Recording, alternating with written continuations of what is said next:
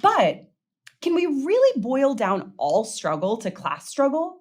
What about racism, sexism, or homophobia? The point is, Marx didn't consider different kinds of discrimination and identity perspectives in his theories. First of all, is that true? Did Marx not comment on the oppression of any layer of society other than the working class? And two, is that a justifiable criticism of Marxism, that we don't take sufficient account of the many different ways that people can be oppressed, and we're only interested in the working class? To answer the first question, no, it's not true, actually. Marx did write about other forms of oppression. He lived through the American Civil War, and he enthusiastically supported the cause of the abolition of slavery. And he wrote around that time that labour, meaning workers in a white skin, can never be free as long as labour in a black skin is branded, referring to the slaves. He also talked about oppression within the family. Marx and Engels, his close friend and collaborator, were very much aware of the oppression that women faced and face in society and in the family. Well, Engels wrote probably the definitive text on the question, Origin of the Family, Private Property and the State,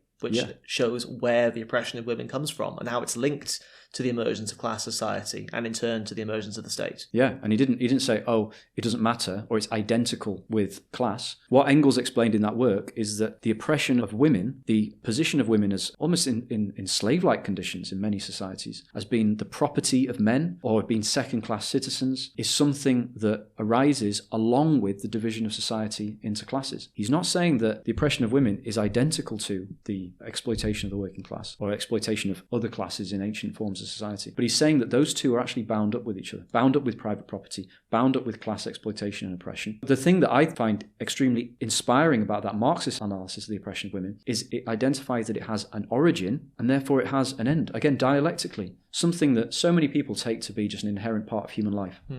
That men are on average larger and more aggressive, and therefore they dominate women in one way or another. That is something that we can never escape from, basically. That is an idea challenged by Marxist materialist analysis, and actually Marxism points to a way in which men and women can be truly equal. Marx identifies the struggle of the working class for its emancipation as the key driving force for the emancipation of all of humanity. The racism, the oppression, the violence against women, the position of women in the home, all of these different forms of oppression that are regularly talked about in politics, these are linked to the mode of production that we live under. They're linked to a system. It's not just nasty people do nasty things. It is that these things play a role in the social system that we live under. If we are going to eradicate these things, then we have to get rid of capitalism. So the next question is, how do we get rid of capitalism? That's why Marx focuses on class. That's why we focus on class, and that's why it's absolutely right to focus on class. It's not to ignore or say, oh, don't worry about your oppression.